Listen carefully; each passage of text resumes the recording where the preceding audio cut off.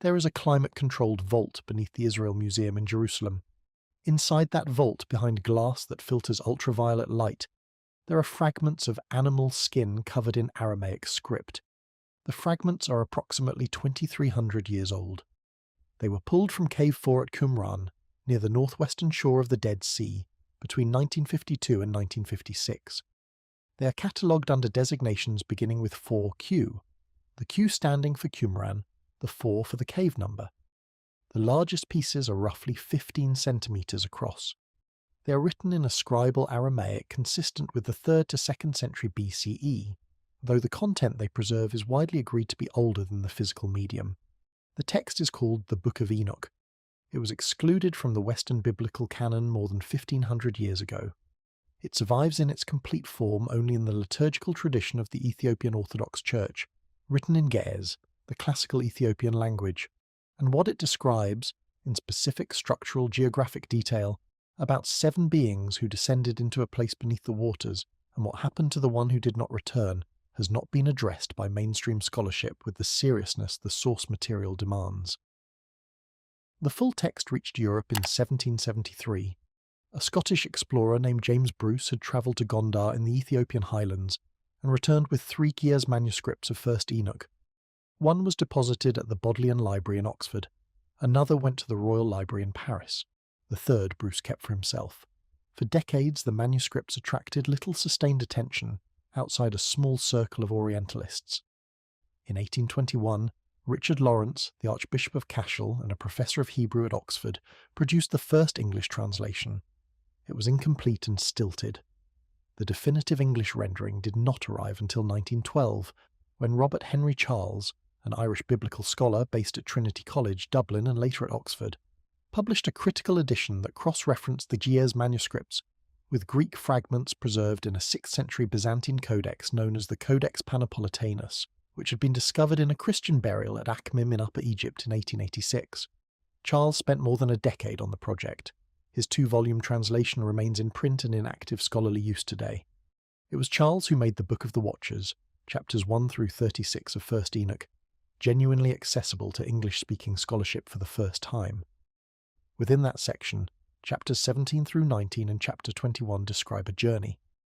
The narrator, Enoch, is taken by angelic guides to the edges of creation.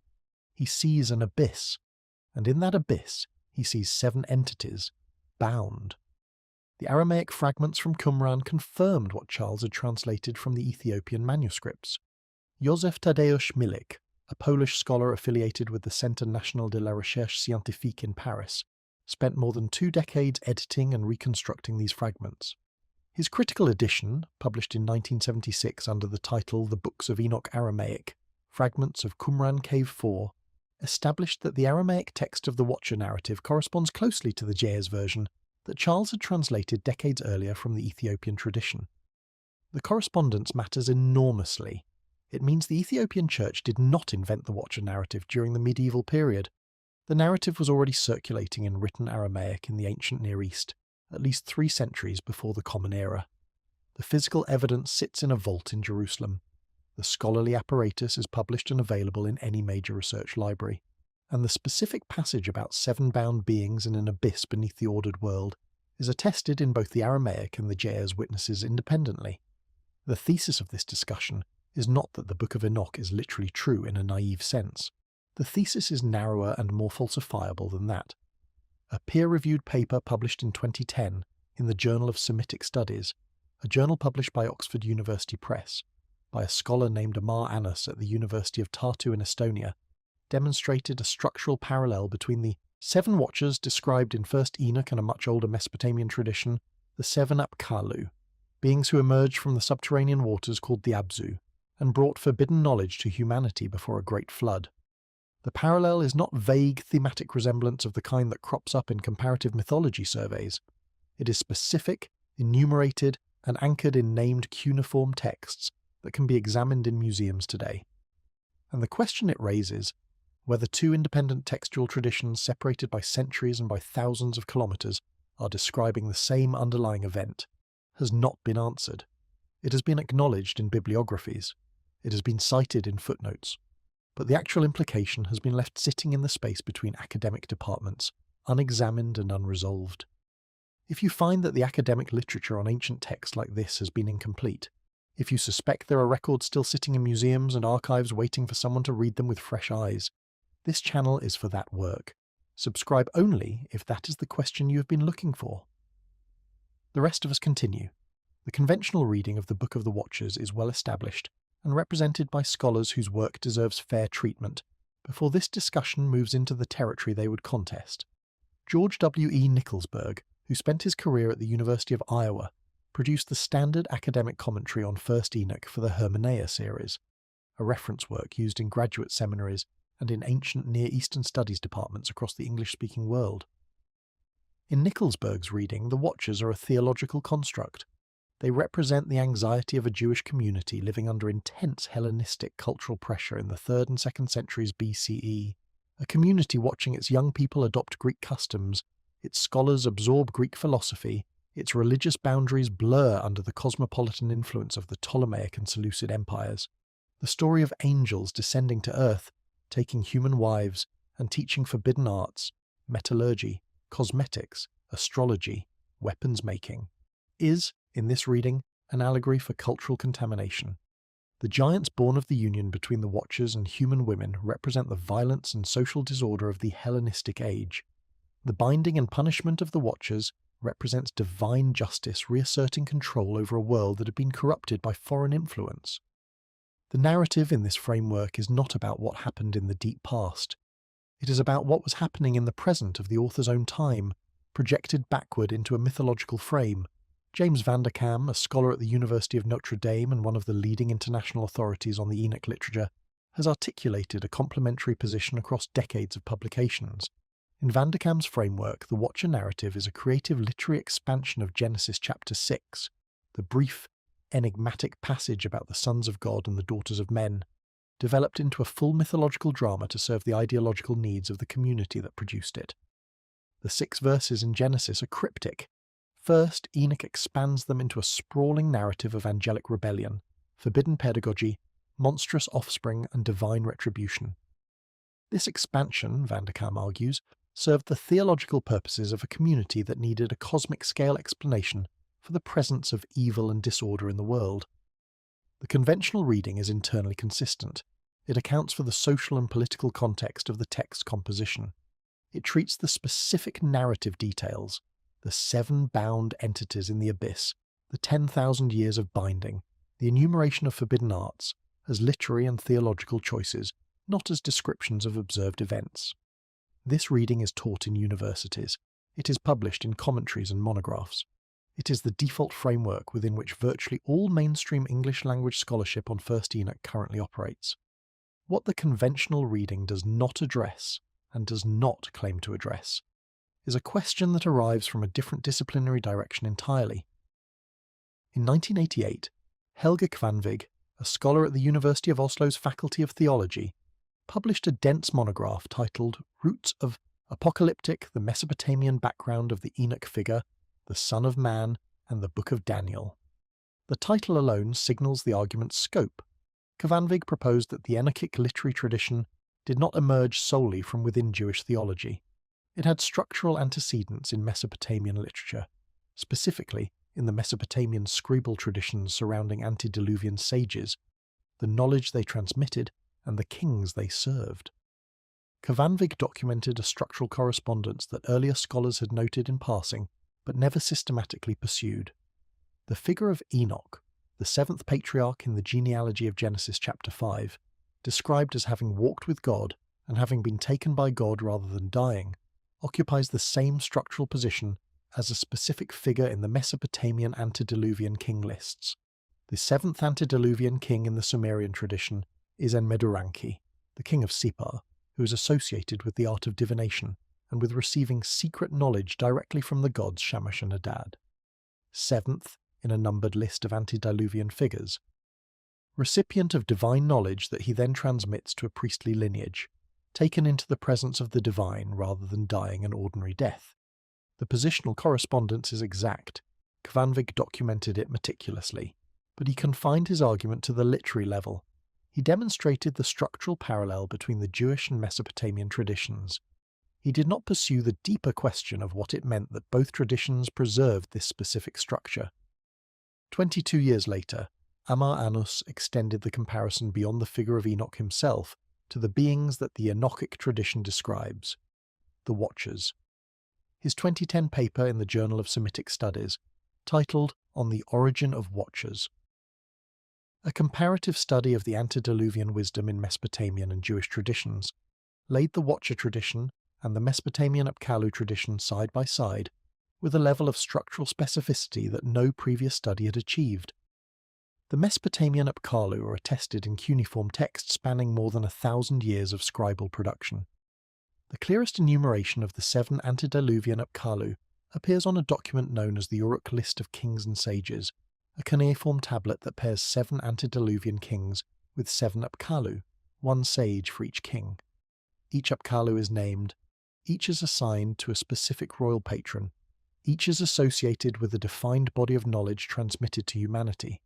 The Apkallu emerge from the Abzu, the freshwater abyss beneath the earth that is the domain of the god Ea, called Enki in the older Sumerian tradition. They surface at the boundary between the subterranean water world and the human world above. They teach. They transmit the Mi, the Sumerian word for the fundamental arts, technologies, and institutions of civilization. And then, according to the structure of the tradition, they are supposed to return.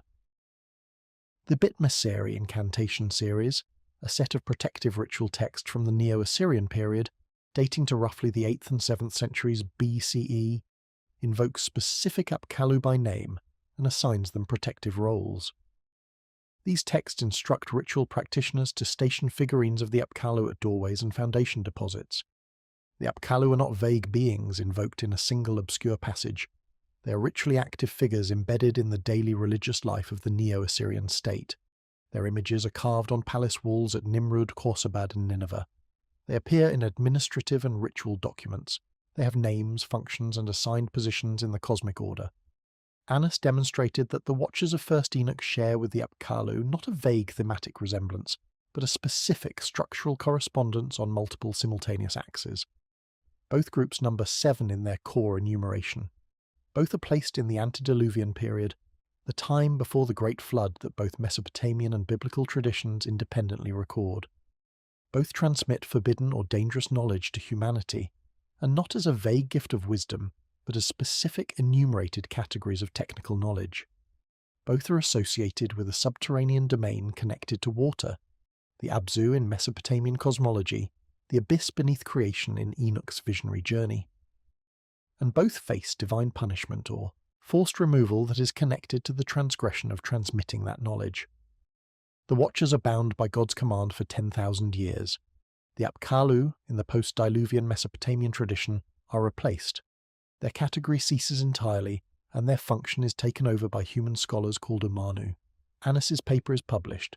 It has been cited by subsequent scholars working on both the Enochic and Mesopotamian corpora. The specificity of Annus's argument deserves elaboration, because it is the specificity that distinguishes it from the kind of broad comparative mythology that mainstream scholars rightly treat with caution. Annus did not argue that the Watchers resemble the Apkallu in a general atmospheric sense. He laid out point-by-point correspondences with textual citations for each axis of comparison. The first axis is numerical. The core Apkallu group numbers 7.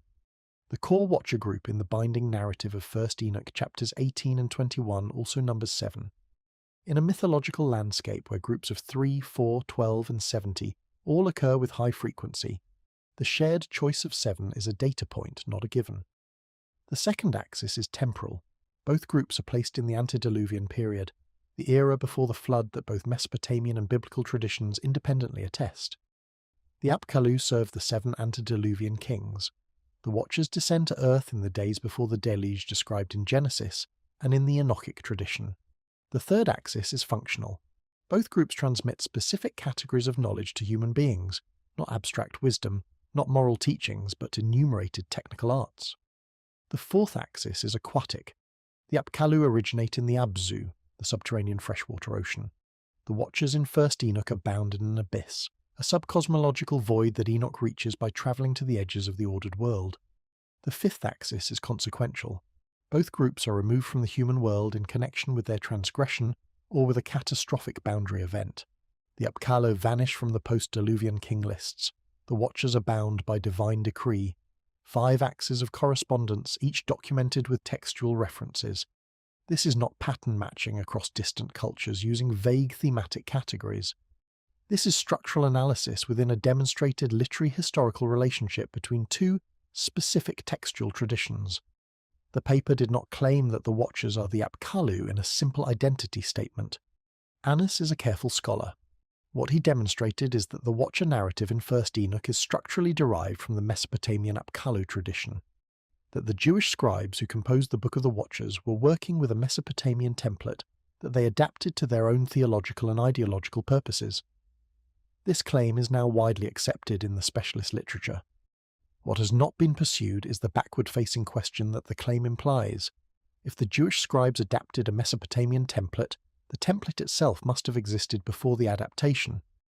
The Apkallu tradition is older, it is more detailed, it is embedded in a richer ritual and cosmological context. And the question of what the Mesopotamians were recording, what observation, what memory, what inherited account led them to enumerate 7 beings from the subterranean waters who transmitted specific technologies and then vanished, has not been asked in any published academic work that engages with the question as a historical rather than a purely literary one. The structural parallel he identifies has not been refuted in any published academic response. That sentence is important. It does not mean the parallel is universally accepted. It means no one has published a counter-argument that dismantles the specific correspondences he documents. What the paper opens and does not close is the question behind the parallel.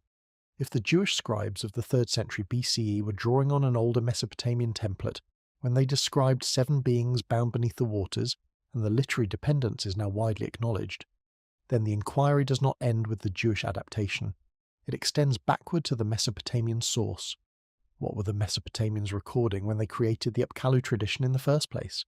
The Apkallu do not descend from the sky in the Mesopotamian account. That is a critical distinction. They rise from the water, they come from below.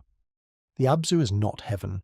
It is the subterranean ocean, the vast body of fresh water beneath the surface of the earth that the Mesopotamians believed was the source of every spring, every river, every well. The god Ea rules it. The Apkallu are his emissaries. They surface at the boundary between his domain and ours. They teach.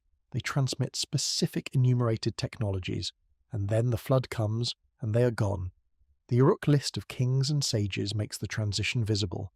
Before the flood, 7 Apkallu, named, specialized, each paired with a king. After the flood, the list continues, but the beings paired with the post-Diluvian kings are not Apkallu. They are Ummanu, human scholars, human advisors, human craftsmen. The switch is not gradual, it is total. Before the flood, beings from the Abzu. After the flood, only human beings. That last point deserves emphasis because it is the structural feature of the Mesopotamian tradition that receives the least attention and that carries the most weight.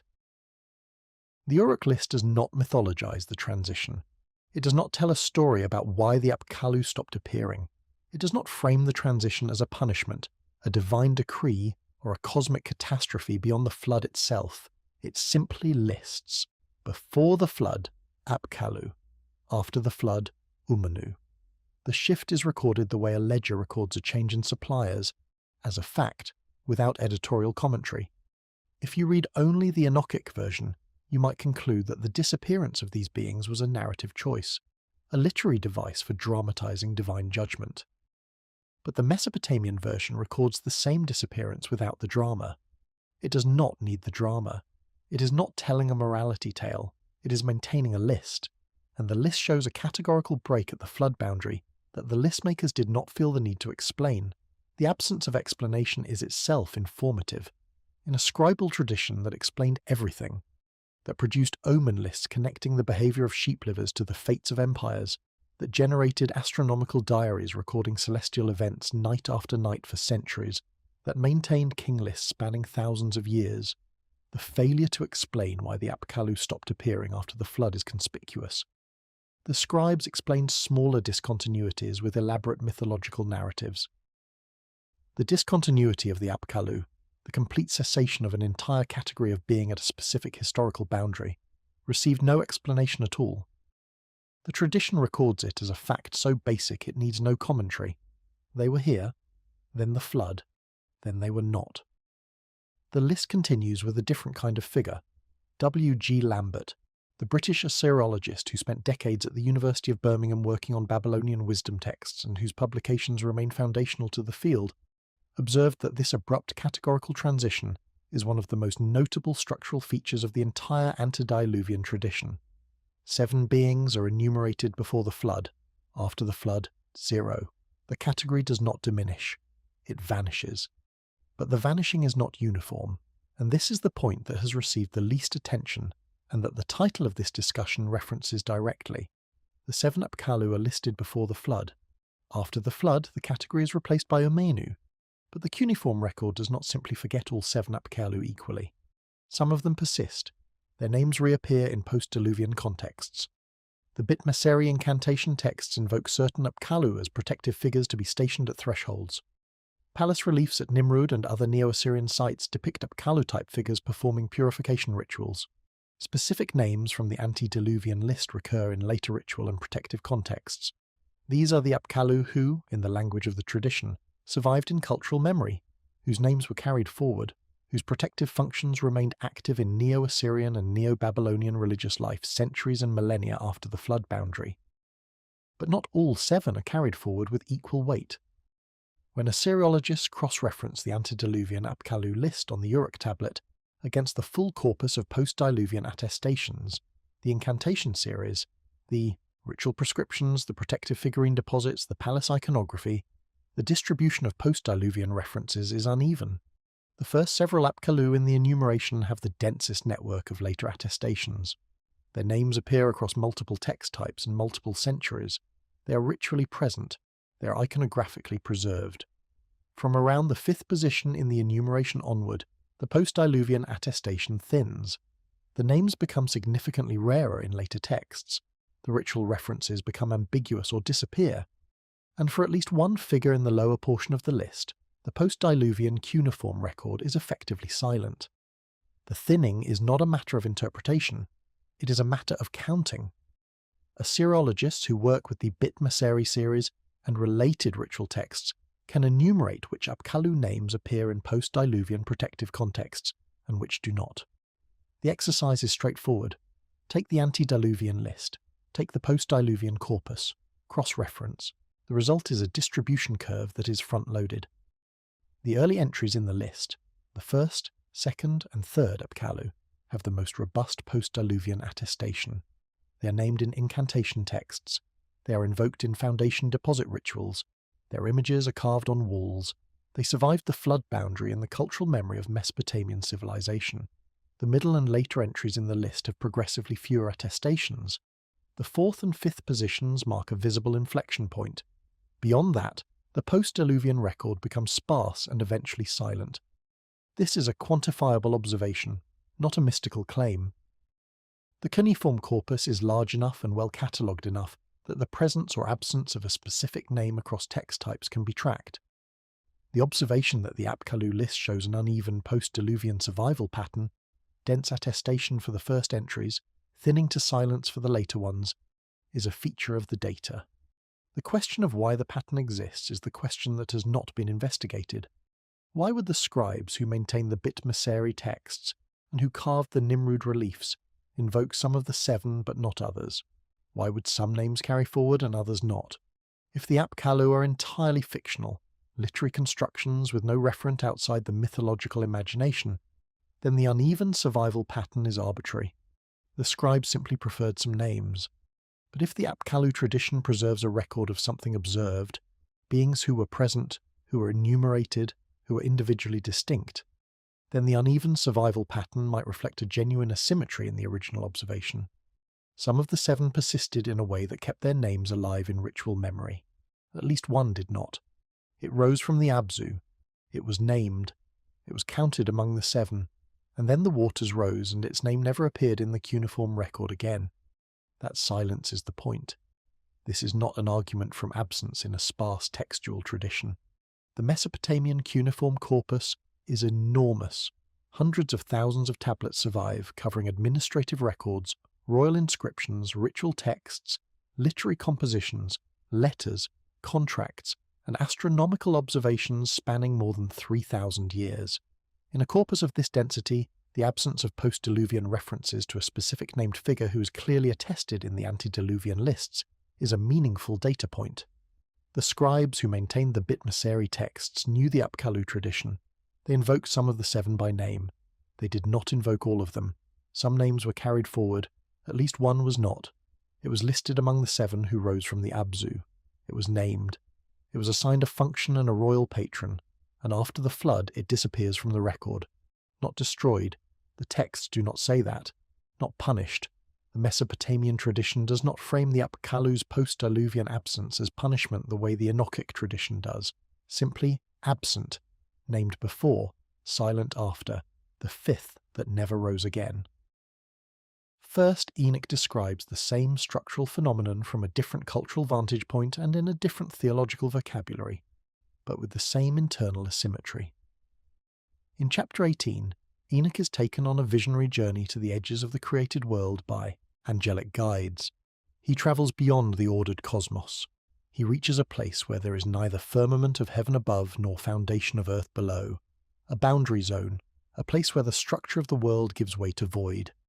And in that void, he sees 7 stars like great burning mountains.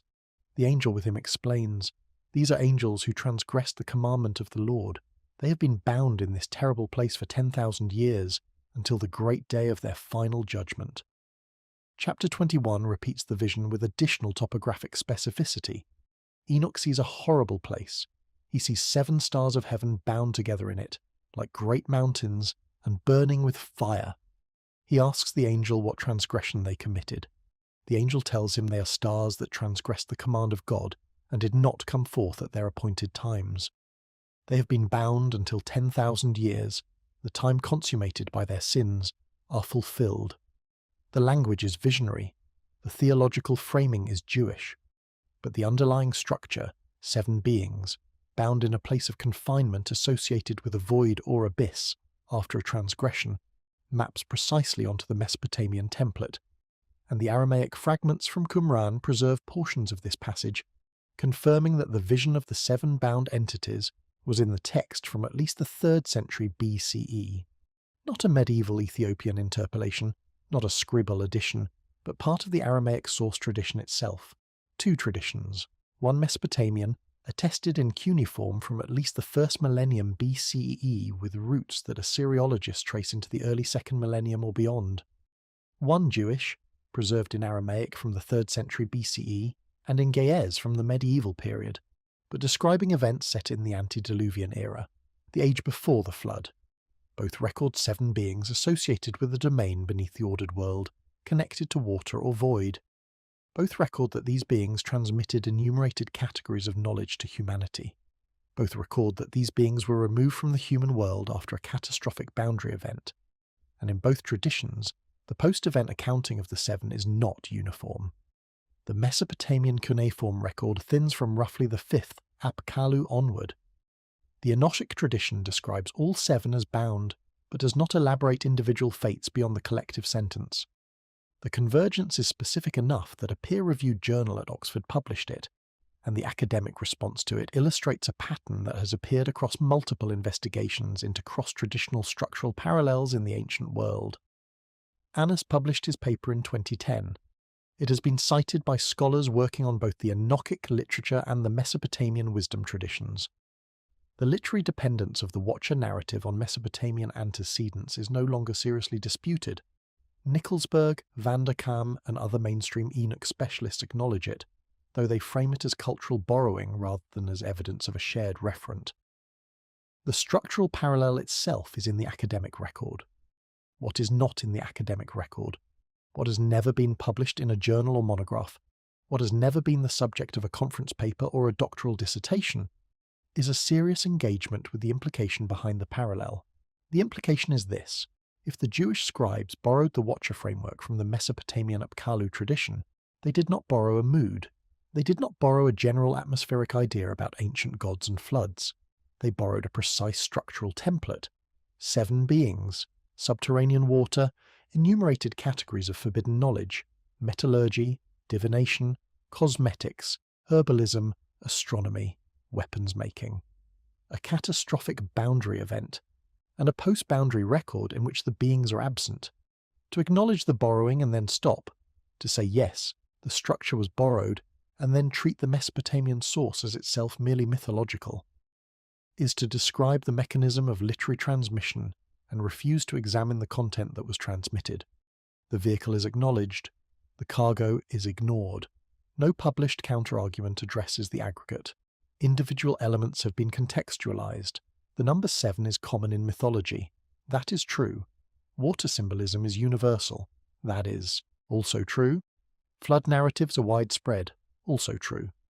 But no published paper demonstrates that the specific cluster of features Annus identified, the conjunction of 7 subterranean water, enumerated knowledge categories, a flood boundary, and post-diluvian absence, arises independently with the frequency that would make coincidence a satisfying explanation.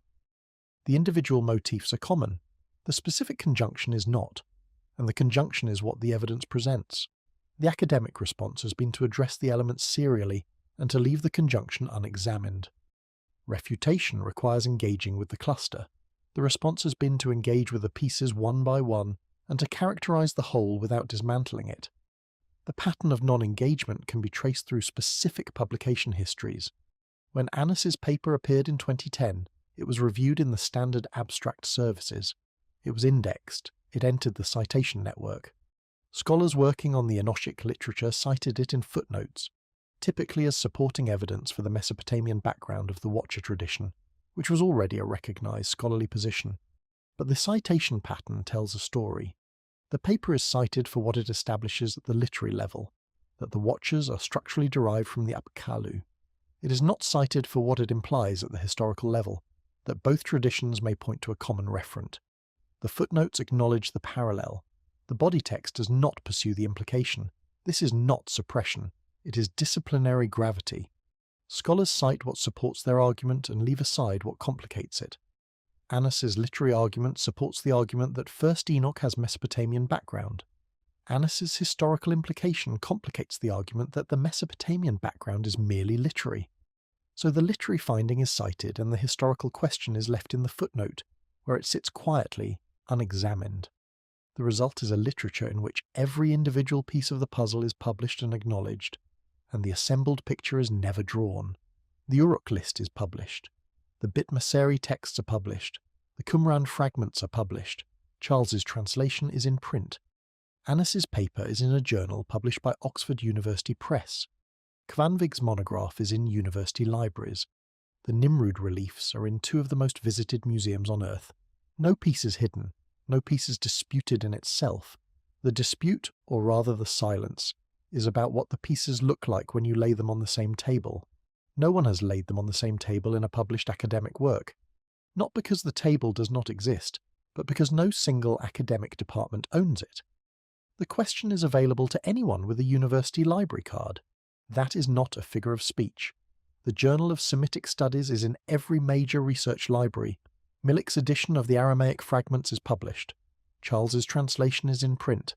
The Uruk list of kings and sages is published in standard Assyriological reference works. The Bitmaseri incantation series is published. The evidence is not locked away. It is not classified. It is not in a private collection.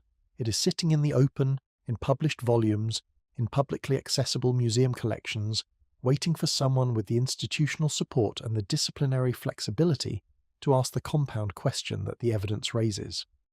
The Abzu warrants deeper treatment than it typically receives outside specialist Assyriological literature because it is the physical location that both traditions, the Mesopotamian explicitly, the Enochic implicitly, point to as the domain from which these 7 beings originated. In Mesopotamian cosmology, the world has a vertical structure, the sky above, held up by the firmament, the earth in the middle, a flat disk floating on water. And beneath the earth, the Abzu, a vast reservoir of fresh water that is the ultimate source of all springs, rivers, marshes, and underground watercourses.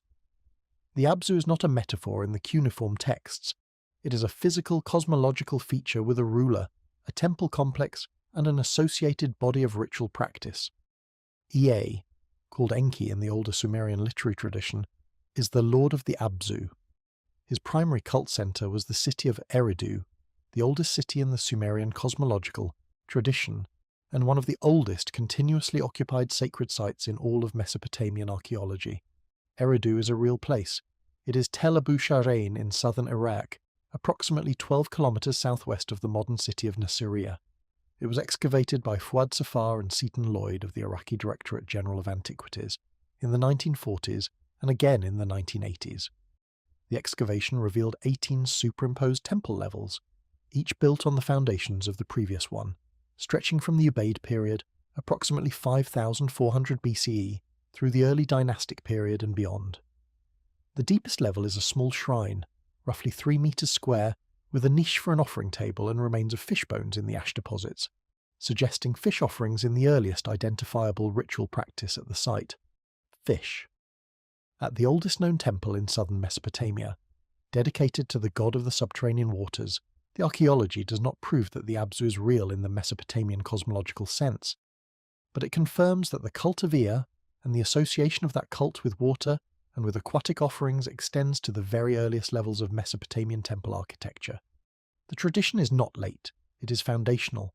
The vertical cosmology of the Abzu is attested not only in literary texts, but in architectural practice across the entire span of Mesopotamian civilization. Temples throughout southern Mesopotamia were built with ritual water installations, basins, channels, and lustration rooms that connected the sacred interior of the temple to groundwater sources below. The Mesopotamian term for temple foundation deposits, objects buried beneath the cornerstones of temples, often included figurines meant to represent the Apkallu, placed there to protect the building by invoking the power of the beings from the deep. Archaeological excavations at Nineveh, Nimrud, Babylon, and Ur have recovered such figurines, small clay or bronze images of fish-cloaked figures buried at doorways and wall foundations. The practice spans centuries. It is not a single text or a single site. It is a distributed, repeatedly attested pattern of ritual behavior, anchored to the belief that the beings from the Abzu were real, were powerful, and could be invoked for protection. The Abzu, the house of the Abzu at Eridu, was not simply a temple that happened to be dedicated to a water god. It was conceived as a portal between the human world and the Abzu itself. The Sumerian literary text Enki and the World Order describes the Abzu in language that treats it as a structure built at the boundary between two realms, the inhabited surface above and the water domain below. The temple's foundation was understood to extend downward into the Abzu. The rituals performed inside were understood to draw on the power flowing upward from below. When Mesopotamian priests performed purification rites using water from the temple's sacred basin, they were, in the logic of their own cosmology, using water that came from the domain of Ea, carried upward through the same channels that the Apkallu themselves traversed. The cosmology, the architecture, the ritual practice, and the literary tradition all cohere. They describe the same thing. The question is whether that thing is an elaborate invention sustained for 3,000 years or whether it is a description, layered in theological vocabulary but structurally consistent, of something the tradition's originators experienced or inherited an account of. Ea does not merely govern the Abzu in the literary texts, he inhabits it. The Abzu is his palace, his workshop, the source of his power. The Sumerian text Enki and the World Order describes him organizing the functions of civilization from within the Abzu, assigning rivers their courses, marshes their reeds, fields their furrows. The Apkallu are his agents, the beings he sends from the Abzu into the human world to transmit the Mi. The Mi are not generic wisdom. They are a specific, enumerated set of arts, technologies, and social institutions. The Sumerian literary text Inanna and Enki, in which the goddess Inanna visits Enki's temple in Eridu, gets him drunk and steals the Mi, provides one of the most complete enumerations available. The Mi include kingship, the exalted and enduring crown, the throne of kingship, the exalted scepter, the office of the end priest, the office of the Lagar priest, the art of the hero, the art of the scribe, the art of the coppersmith, the art of the leather worker, the art of the fuller, the art of the builder, the art of the reed worker, the craft of woodworking, truth, descent into the underworld, ascent from the underworld, the standard, the quiver, the art of lovemaking, the art of kissing, the art of prostitution, the art of forthright speech, the art of slanderous speech, the art of treacherous speech, the craft of the elder, and many more. The list runs to over 100 items in some reconstructions. The point is not the individual entries, the point is the enumeration itself. The me are specific, they are listed, they are countable, and they originate from below, from the Abzu, from Ea's domain beneath the earth. The Apkallu carry them upward to the surface. The knowledge comes from the water. That is the Mesopotamian position, stated not as metaphor but as cosmological fact in the cuneiform record. Compare the Watcher tradition. Chapter 8 of 1st Enoch lists the forbidden arts taught by the fallen Watchers. Azazel taught the making of swords and knives and shields and breastplates. He taught the use of antimony and the beautifying of eyelids and the use of precious stones and dyes. Shemiazar taught enchantments and the cutting of roots. Amaros taught the resolving of enchantments. Barakiel taught the observation of the stars, astrology. Kokabel taught the science of the constellations. Tamiel taught the signs of the sun. Asradel taught the course of the moon. The list is specific. It is enumerated. It covers metallurgy, cosmetics, herbalism, countermagic, astrology, and astronomy. The overlap with the Me tradition is not incidental. It is structural. Both traditions describe beings from a subterranean or aquatic domain who transmit specific, countable categories of civilizational knowledge to human beings. Annus published this overlap. It is in the peer-reviewed record. And the mainstream response has been to call it literary borrowing, a phrase that acknowledges the fact of the parallel while declining to examine what the borrowed content refers to. The specificity of the overlap repays close attention. The Watcher Azazel teaches metallurgy, the making of swords and shields. The Miavia include the craft of the coppersmith and the art of the hero, which in Sumerian context encompasses both warfare technique and the forging of weapons. The Watcher Azazel also teaches cosmetics, the use of antimony and eye paint. The Me include the art of women, which in the Sumerian literary context encompasses personal adornment and beautification. The Watcher Barakiel teaches astrology. The Me include the art of divination and the observation of celestial signs. The Watcher Shemihazar teaches herbalism, the cutting of roots. The Me include the art of the physician and the knowledge of plants. These are not vague category-level matches. They are specific functional correspondences between two independently preserved lists of knowledge transmitted by beings from a subterranean or aquatic domain. The difference between the two traditions is not in the content of the knowledge but in the moral framing of its transmission. In the Mesopotamian tradition, the Apkallu are benevolent. The knowledge they bring is good. It founds civilization. The Me are the building blocks of ordered society. Ea sends the Apkallu as a gift to humanity. In the Enochic tradition, the same categories of knowledge are framed as transgressive. The Watchers teach metallurgy, cosmetics, herbalism, and divination, and the text treats these teachings as crimes. The knowledge is forbidden. Its transmission corrupts humanity and brings divine punishment. Same knowledge, different moral valence. The Mesopotamian tradition celebrates what the Enochic tradition condemns, and both traditions agree that the beings who transmitted the knowledge were removed from the human world afterward. That inversion, same content, opposite moral evaluation, is itself a significant datum. It suggests that the Jewish scribes who composed the Book of the Watchers were not simply copying the Apkallu narrative, they were deliberately reframing it. They took a Mesopotamian tradition in which beings from the water benevolently civilize humanity and recast it as a story of angelic rebellion and forbidden knowledge. The reframing serves the theological purposes of the community. Forbidden knowledge is a more useful concept for a community trying to resist Hellenistic cultural assimilation than benevolent civilization founding is.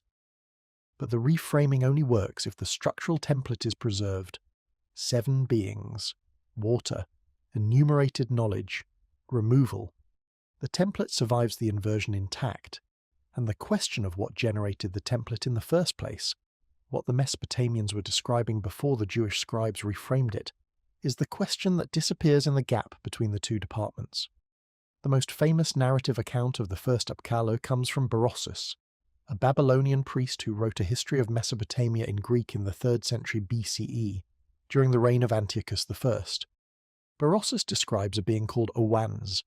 the Greek rendering of the Akkadian Yuan, itself derived from the Sumerian first Apkallu, who emerged from the Erythraean Sea with the body of a fish and the head, voice and feet of a man beneath the fish's exterior. Wan spent the daylight hours among human beings, teaching them writing, the sciences and the arts of every kind. He taught them to build cities, to found temples, to compile laws. He taught them the principles of geometry. He made them distinguish the seeds of the earth. He taught them to collect fruits. In short, he instructed them in everything that could tend to soften manners and humanize their lives, and each evening, this being returned to the sea. Berossus specifies that Owan ate no food while among humans. He is amphibious. He belongs to the water and visits the land. The Lambert identification connecting Owans to the first Apkallu Yuan through the Akkadian intermediary is widely accepted in Assyriology. The being Berossus describes is the same figure the cuneiform lists name as the first of the seven. The detail that Owans returned to the sea each evening and surfaced each morning is not a minor narrative flourish. It establishes a behavioral pattern. This is a being whose natural habitat is water. It visits land. It does not live on land. The relationship between the Apkallu and the human world in this account is temporary and purposeful. They come for a reason, to transmit knowledge. They leave when the transmission is complete, or when the day's work is done. Berossus also specifies that Owans appeared in the first year of the reign of the first antediluvian king, placing the arrival at the very beginning of the Mesopotamian historical sequence. The transmission of knowledge is not a late addition to civilization. It is what makes civilization possible. The me, the arts and institutions, come from below, from the water, from the Apkallu, from Ea's domain. Everything that followed, in the Mesopotamian telling, is downstream of that original contact. Berossus wrote in the 3rd century BCE, roughly contemporaneous with the composition of the Enochic Book of the Watchers. He was writing for a Greek audience, translating Mesopotamian tradition into a Hellenistic literary form. But his source material was the cuneiform scribal tradition that stretched back centuries and millennia before him. He was not inventing, he was transmitting. And the tradition he transmitted, a being from the water who teaches humanity the arts of civilization and returns to the sea, is consistent in every structural detail with the Apkallu enumeration on the Uruk list, with the Bit Messeri incantation texts, and with the archaeological evidence of fish-cloaked figurines buried at temple foundations across southern Mesopotamia. The consistency across media, literary texts, ritual texts, architectural deposits, palace reliefs, and a Hellenistic-era historical account, is the feature that distinguishes the Apkallu tradition from a casual mythological motif. A casual motif appears in one or two text types and fades. The Apkallu tradition appears in every available medium over a span of more than 2,000 years. That is not casual. That is institutional memory. The relief carvings at Nimrud extend the iconographic record into stone. The northwest palace of Ashurnasirpal II, built at Kalhu, modern Nimrud in northern Iraq, in the 9th century BCE, was decorated with carved gypsum alabaster panels standing over 2 meters in height. Among the figures depicted are winged beings with human bodies and features associated with fish, scaled lower, garments, bucket and cone implements interpreted as tools of aquatic purification ritual. Other panels show winged beings with eagle heads, a different class of protective figure, but carved in the same register and performing the same threshold guardian function. These figures flank doorways, they guard transitions, they stand at the boundary between the human interior and the cosmic exterior. Several of these panels are now in the British Museum in the Assyrian galleries. Others are in the Metropolitan Museum of Art in New York. They are among the most physically imposing artifacts from the ancient Near East in any public collection in the world. They are carved with extraordinary precision. They are real. They are visible. The placement of these figures at thresholds is not decorative. It is cosmologically significant. In Mesopotamian thought, doorways are dangerous. They are the points where the ordered interior, the domain of human habitation, civilized life, royal authority, meets the uncontrolled exterior. The Apkallu figures at the doorways are not ornamental guardians in the way that lion statues flank a European palace entrance. They are specific beings from a specific cosmological domain, the Abzu, the deep, stationed at the boundary to perform a specific function, purification and protection. The bucket they carry contains lustral water. The cone is a sprinkler or applicator. They are performing a ritual that connects the doorway, the vulnerable boundary, to the protective power of the subterranean waters. Every time an Assyrian king or priest walked through one of these doorways, they passed between two images of beings from the deep, performing a rite of purification drawn from the waters below. The sheer scale of the program at Nimrud underlines how seriously the Neo-Assyrian state took this tradition. The northwest palace alone contained hundreds of carved panels. The Apkallu figures were not a minor motif tucked into a corner. They were the dominant decorative and ritual element of the most important architectural commission of the 9th century BCE in the most powerful state in the ancient Near East.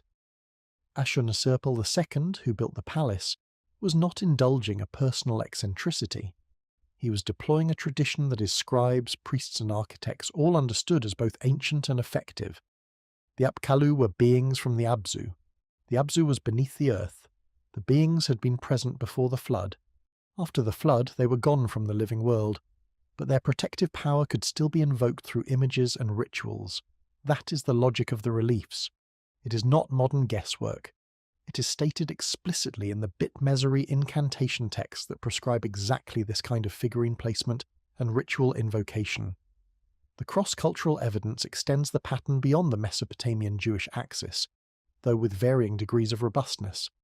The Dogon people of the Bandiagara escarpment in modern Mali maintain oral traditions describing beings called the Nomo, amphibious entities associated with water who descended to earth and transmitted foundational knowledge to humanity. The Nomo traditions were documented by the French anthropologists Marcel Griaule and Germaine Dieterlen beginning in the 1930s. Griaule's Conversations with Ogotemeli, published in 1948, describes a cosmology in which the Nomo are water spirits who organize the world, establish social institutions, and whose sacrifice constitutes the founding event of Dogon civilization. In some versions of the tradition, the Nomo are associated with a group of 7 or 8 ancestral figures who serve as the masters of speech, the transmitters of foundational knowledge. The controversy around Griaule's fieldwork has generated its own substantial literature. Robert Temple's 1976 book The Sirius Mystery, which argued that the Dogon possessed accurate astronomical knowledge about the Sirius star system that could only have come from extraterrestrial contact, brought the Dogon traditions to popular attention and also drew intense scholarly criticism. The astronomical claims in Temple's work have been largely discredited by subsequent analysis, and his book should not be confused with the more careful ethnographic work that Griaule and Dieterlen themselves published. But the controversy around Temple's book had the effect of contaminating the broader discussion of Dogon cosmology, making it difficult for any scholar to reference Dogon water-being traditions without being associated with the extraterrestrial hypothesis, which is a separate and much weaker claim than the structural parallel under discussion here. The structural question, whether the Dogon Nomo tradition preserves the same 7 beings from water pattern found in Mesopotamian and Jewish sources, deserves consideration on its own terms, independent of the astronomical claims that have dominated popular discussion. The Dogon parallel carries a significant methodological caveat that must be stated clearly. Since the 1980s, scholars including the Dutch anthropologist Walter van Beek, who conducted fieldwork among the Dogon in the 1990s, have argued that Griaule's informants may have tailored their accounts to match Griaule's leading questions, and that the elaborate cosmological system he recorded may reflect a degree of informant accommodation rather than a stable, pre-contact oral tradition. This critique is serious. It has not been definitively resolved. The Dogon parallel is noted here not as independent proof of a shared 7 beings tradition, but as a structural resonance that may or may not survive further ethnographic scrutiny. Its value in this discussion is contextual, not probative. More robust is the Vedic tradition of the Saptarishi, the 7 sages of Indian cosmology.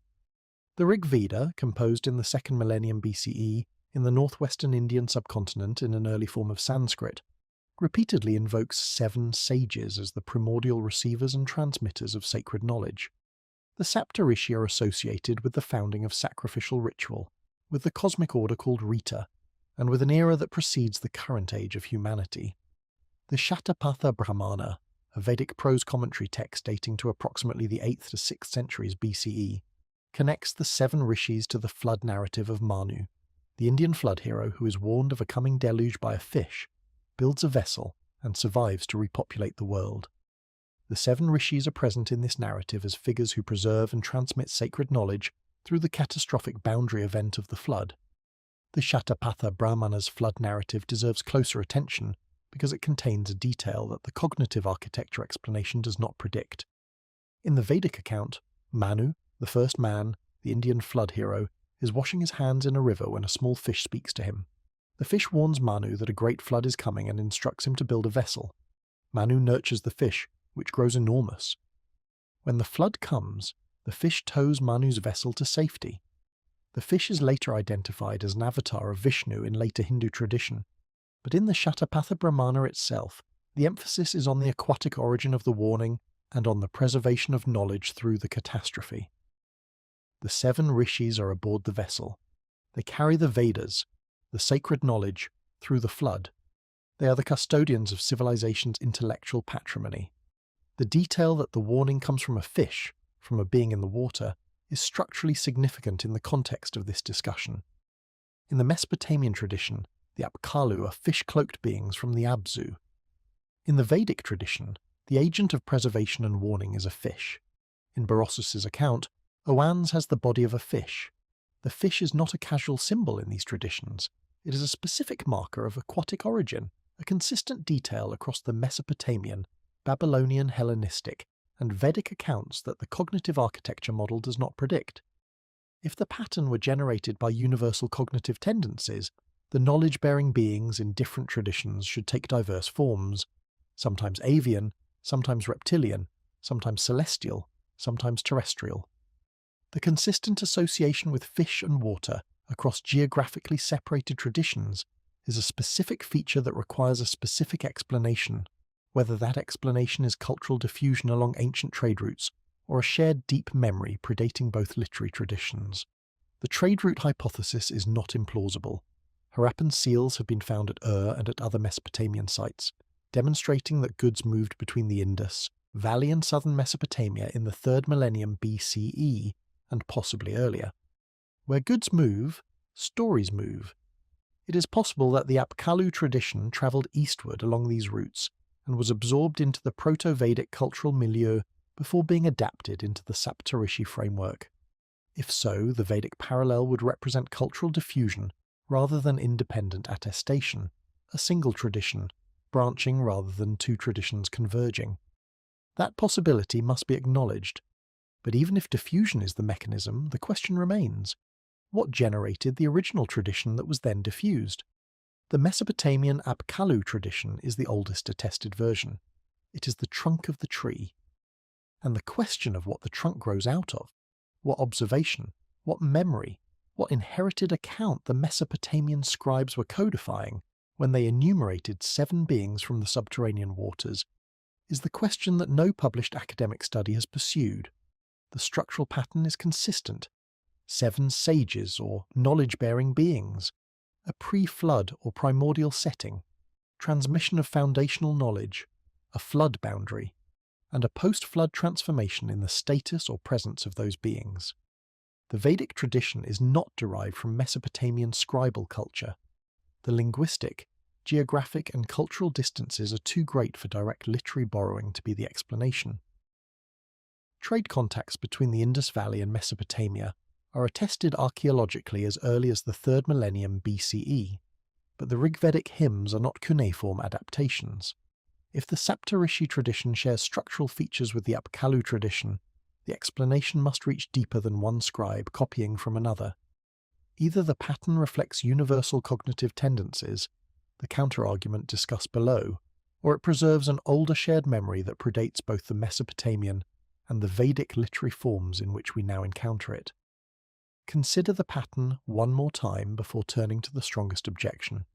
The Mesopotamian tradition is the oldest and most detailed. It records 7 Apkallu who rise from the Abzu, each paired with an antediluvian king, each associated with specific knowledge. After the flood, the category vanishes. Humanumanu replace the Apkallu. The post-diluvian cuneiform record preserves some of the 7 in incantation texts and protective iconography, but the record thins unevenly. Certain names carry forward, others disappear entirely.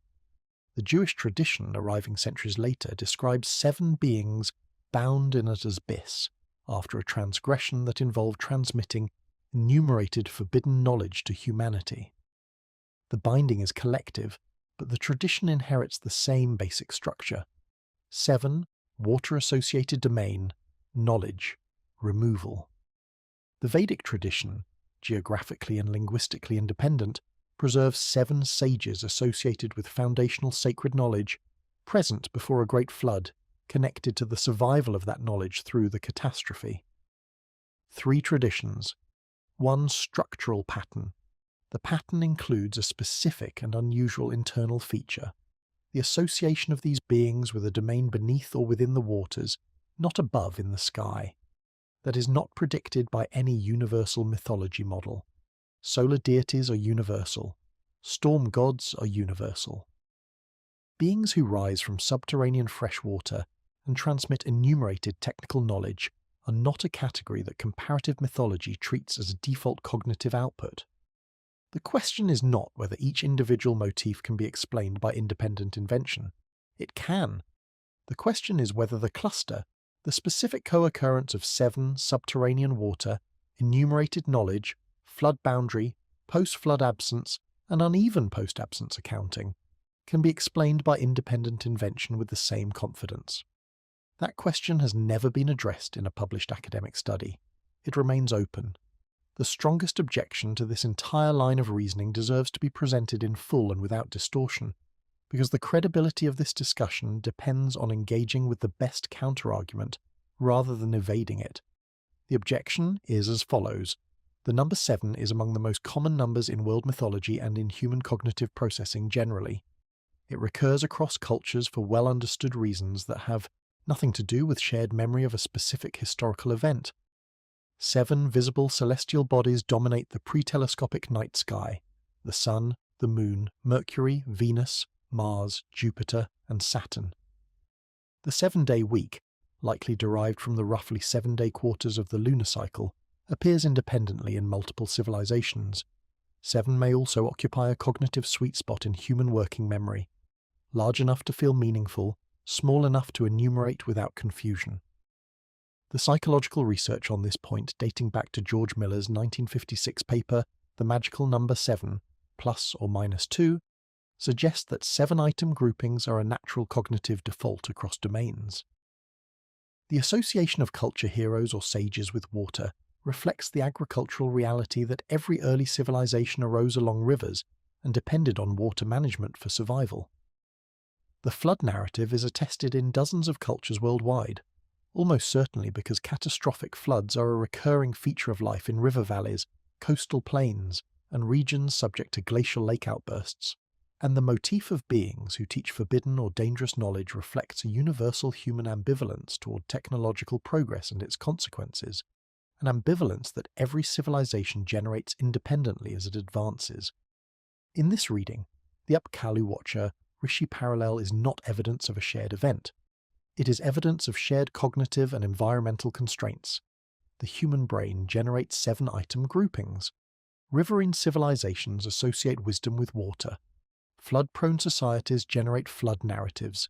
Technologically advancing societies generate ambivalence narratives about the source of their technology.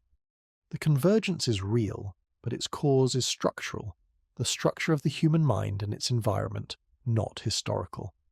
This objection must be weighed honestly. It accounts for each individual motif convincingly. 7 is common. Water symbolism is universal. Flood narratives are widespread. Knowledge ambivalence narratives are widespread. Where the objection encounters difficulty, and this is not a rhetorical pivot, it is a genuine limitation of the counterargument, is at the level of the conjunction. The probability of any one of these motifs appearing in a given culture is high. The probability of all of them appearing together, 7 beings, subterranean water origin, enumerated knowledge categories matching across traditions, a flood boundary, post-flood absence, and an uneven accounting of individual fates within the group of 7, is not established. No published study has calculated or even estimated the compound probability. The counterargument addresses the elements serially. It does not address the cluster, and the cluster is what the evidence presents. The debate is genuinely unresolved. The mainstream position that the Watcher tradition is a culturally shaped literary adaptation of Mesopotamian narrative templates, produced by and for a Jewish community under Hellenistic pressure, is well supported and thoroughly published. The alternative position that the convergence points to a shared deep memory or a shared referent event has not been refuted because it has not been engaged with at the level of the specific conjunction. The Enoch scholars stay in their field, the Assyriologists stay in theirs, the Vedic scholars stay in theirs. The compound question, what, if anything, produced the same structural pattern across independent civilizational streams, lives in the space between these departments. No one's tenure depends on answering it. No one's grant is funded to pursue it, and so it sits. If the parallel is more than literary convention, if the structural correspondence that Annus documented, that Kvanvig anticipated, and that the Vedic tradition independently echoes points to a shared source rather than a shared cognitive default, then several features of the conventional historical framework would require adjustment. The antediluvian period would need to be reconsidered not merely as a literary convention for expressing origins, but as a reference to a specific era in which specific events occurred and were recorded by the communities that survived them. The Abzu would need to be reconsidered not merely as a cosmological metaphor for groundwater, but as a Mesopotamian description, filtered through theological vocabulary, of a physical domain or phenomenon that the tradition's originators were attempting to document. And the Apkallu, beings who rose from the water, transmitted specific technologies and then vanished from the post-Diluvian record, would need to be understood not as inventions of the mythological imagination but as records, however shaped by centuries of scribal transmission of something that was observed. These are not small adjustments. They touch the foundational assumptions of multiple academic fields. Archaeology operates on the assumption that the antediluvian period is literary, not historical. Assyriology operates on the assumption that the Abzu is cosmological, not geographic. Biblical studies operates on the assumption that the Watcher narrative is theological, not repertorial. If the structural parallel documented by Annus points to a shared referent, rather than a shared literary convention, all three assumptions require re-examination. The evidence does not prove that they are wrong, but it establishes that the question of whether they are wrong has not been seriously investigated, and the reason it has not been investigated is not that the evidence is unavailable, or that the question is trivial. It is that the question falls between departments, between funding streams, between the career incentives of scholars who are rewarded for depth within a single tradition rather than breadth across several. The Apkallu are not a fringe topic within Assyriology. They are attested in major text corpora, depicted on some of the most famous archaeological artifacts from the ancient Near East, and invoked in ritual texts that govern the daily religious life of the Neo-Assyrian state. The Watchers are not a fringe topic within Enoch studies. They are the central narrative engine of the most influential non-canonical Jewish text from the Second Temple period, a text that shaped the development of angelology, demonology, and apocalypticism across Judaism, Christianity, and Islam. Both traditions are mainstream within their respective fields. It is only the compound question, what connects them at a level deeper than literary borrowing, that has no academic home. The fragments are in the vault beneath the Israel Museum in Jerusalem. The Aramaic text on those pieces of animal skin describes 7 beings bound in an abyss at the edges of creation. The Gears manuscripts are in the Bodleian Library in Oxford, where Charles spent more than a decade producing the translation that opened this text to the English-speaking world. The Uruk list of kings and sages is published in standard Assyriological reference works. The Nimrud relief panels are in the British Museum and the Metropolitan Museum, standing over 2 meters tall, carved in gypsum alabaster with a precision that has not degraded in nearly 3,000 years. Annus's paper is in volume 55 of the Journal of Semitic Studies, published by Oxford University Press. The structural parallel, 7 beings, subterranean water, enumerated knowledge, post-diluvian absence, and the uneven accounting of their individual fates, is documented across at least 2 and possibly 4 independent cultural traditions spanning from southern Iraq to the Ethiopian highlands to the Indo-Gangetic plain. The 5th figure in the Mesopotamian Apkallu enumeration is named on a cuneiform tablet. The name is there. The antediluvian function is there. The royal patron is there. What is not there, in any surviving cuneiform incantation, in any ritual prescription, on any palace relief, in any post-diluvian text of any kind, is a single reference to what happened to that figure after the waters rose. The name appears before the flood, and then the cuneiform record falls silent. The question has been open since Milik published the Aramaic fragments in 1976. It is still open now. There is a further dimension to the counter-argument that is worth acknowledging, because it speaks to the sociology of academic knowledge production, rather than to the evidence itself. The kind of cross-cultural structural analysis that the Apkallu Watcher-Rishi parallel demands is methodologically unfashionable in early 21st century academia. Comparative mythology enjoyed its peak credibility in the 19th and early 20th centuries, when scholars like James George Fraser and Mircea Eliade produced sweeping cross-cultural surveys. The field fell into disrepute for good reasons. The early comparativists were often sloppy, cherry-picked parallels, and imposed European interpretive frameworks on non-European traditions. The academic reaction was to retreat into single tradition expertise.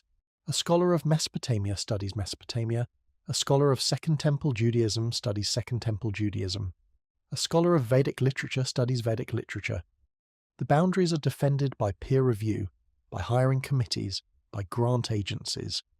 The result is a landscape in which the individual traditions are studied with extraordinary depth and rigour, and the structural patterns across traditions are studied by almost no one with institutional credibility. The counter-argument that the Apkallu Watcher parallel is just comparative mythology carries weight, not because the comparison is weak, but because the field that would evaluate it has been defunded and deprofessionalised. The absence of a serious academic response is not evidence that the response would be dismissive. It is evidence that no one is positioned to respond at all.